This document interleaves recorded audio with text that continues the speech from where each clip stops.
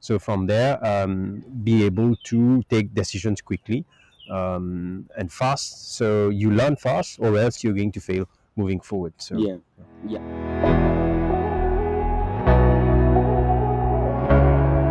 That there is a kind of like uncertainty about how you look into the future, but you're not looking the future the same way as you were looking at it in the past, right? And that affects the idea about global. I mean, sorry, in terms of organizational strategy and organizational plans. Yeah. So from your perspective, right, what are some of the things that you um, constantly being able, the need to be able to manage certain tensions? yeah. We're living in disruptive times in the sense that today, as we see more recovery happening Mm. globally after the pandemic, we still have to live with a very strange paradox. On one side, there's growth, you have to push for growth. And on the other side, you still have to remain highly prudent, contain your costs because of rising uncertainty. You really don't know what's going to happen next. We hear there's going to be a recession next year, still the war in Europe, in Ukraine, you don't know what's going to be the outcome. And that has impacted supply chain, that has impacted petrol prices and creating inflation, as well as we also have another challenge is the supply of talent. So talent is becoming even more rare. So the war for talent is increasing. So having to handle these paradoxes at the same time is what's impacting businesses today. And this kind of ties in with my research in my research in 2020 about how VUCA is actually changing the way people grow, how leaders are actually managing people.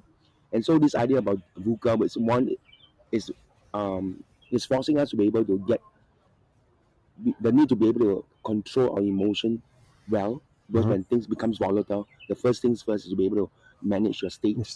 And then the other thing is about this uncertainty, the ability to be able to kind of like collaborate with people so that you are able to get yourself outside your blind spot, right, and look ahead. And the idea about complexity is got to do be able to see big picture and details and make connection. This idea about pattern recognition Yeah. has become a very big thing today. And last but not least, ambiguity to be able to come up with what we call experiment, design meaningful experiments that's not aimed at sure success, but it is aimed at getting meaningful feedback Yes. in order so that we can know how to be able to move into an ambiguous environment, ambiguous situation. Yeah, these are some of the skill sets that the VUCA environment is demanding from us. Yeah. Yeah. If I may add to that also, as you mentioned, there's an element of ambiguity, but from ambiguity is how do we help people develop clarity about the immediate next steps? When it comes to uncertainty and also complexity is how do you, as you mentioned, connect the dots, but also be clear about what are the flags that you need to watch. So we call it flag watching, so that you know, for example, what's going to impact your business when it comes to. I'll give you an example of a flag. If there's war in Europe, what's the impact on the petrol prices? What's the supply chain index, and what's the price of importing your goods? How is it impacting you? So from there, be able to take decisions quickly and fast. So you learn fast, or else you're going to fail moving forward. So Yeah.